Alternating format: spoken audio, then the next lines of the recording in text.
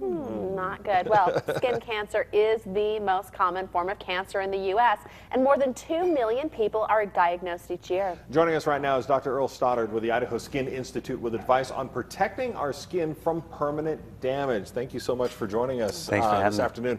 So tell us a little bit about what are some of the damaging things that can happen to our skin when it comes to lots of sunshine? Well, one thing that people believe that isn't true is that if you get a tan, it protects you from the damage of the sun. Like a healthy tan. Have you heard that? The only healthy tan comes in a bottle. Okay. And so, or in a spray can. But truly, once you've tanned your skin, it actually is in response to damage and signifies damage. And even though you have a tan, it doesn't protect you from the additional damage you'll get from being out and exposed. So you're not building up a protective layer. You're not. You're not. You may not be burning, but you're still receiving ultraviolet damage from the sunlight. Does ethnicity matter? Because, you know, like I have a pretty olive skin tone generally. Does it matter if you're darker? Are you less likely to get skin cancer than someone who's really light? Ethnicity definitely matters. Those that are fair complected, like myself, you know, blonde-haired, blue-eyed, freckled, that burn easily are much more likely to get skin cancer. And when you're looking at that map, that may explain why you see a higher incidence of skin cancer in the Pacific Northwest. Ethnicity may play a role in some of those more southern states in the United States. So, how often and what should we be looking for when it comes to skin damage? I mean, you mentioned getting a tan is damaging your skin, but are there other things that may pop up? You're looking in the mirror. What are some of the things we should be looking for that might raise a red flag?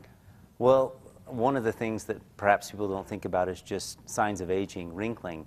And that type of sunlight that actually causes that damage, and early or accelerated aging can actually penetrate through windows.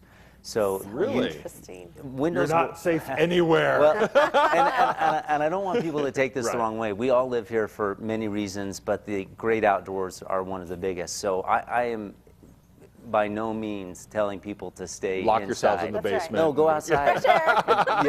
No, go outside, have a great time, and have a lot of fun, but just be smart about it. But definitely, UVA light penetrates through windows. It typically won't cause a burn, but slowly it will start to damage the deeper layers of your skin because it penetrates more deeply, so it will accelerate aging and wrinkling. Oh, wow. So one of those ways we can protect ourselves is using sunscreen, and I understand that the labeling on sunscreen has changed recently. What should we be looking for? What words should we be looking for when we're getting our sunscreen? So the labeling has changed. Sunblock can no longer be used. You may still see it on some of the older packaging, but the newer packaging has to say sunscreen because technically, unless you're completely draped or in a building, it cannot block 100% of the sunlight. You're looking for SPF. SPF stands for sun protection factor, and the number, let's say it's SPF 30, is supposed to suggest that you could withstand 30 times as much sun exposure as you would if you didn't have that product on. However, the problem is most of us don't apply it properly. We use about half as much as what is recommended on the labeling, and when you use half as much, you actually decrease the SPF factor by 4, by a factor of 4. So SPF 30 would actually be SPF 7.5. You were telling me how much people should put on, and I was shocked by it. Okay, are we ready for this? How much sunscreen should you put on the exposed parts of your body? So they say a shot glass worth of sunblock is enough to cover the exposed areas. Oh my God. A lot of greasy. Okay. Now, we're talking about the areas when we apply, you know, we think the face, the arms, but there's some areas that we miss, like how about in your hair, on the top of your head? That's a great point. And there are sunscreen powders that you could put in your hair or on your scalp, but you don't see them marketed very often. The better way to go is to wear a hat that will protect your scalp. And I have seen plenty of skin cancer on men and women on the scalp. So clothing can make a difference then also on what we decide to wear? Absolutely. For me, that's been the solution with my 5 children, especially when we're at the beach or swimming, which I do as a dermatologist. But we all wear swim shirts, typically long sleeve swim shirts. It just makes it easier because the the sunscreens will say they're water resistant.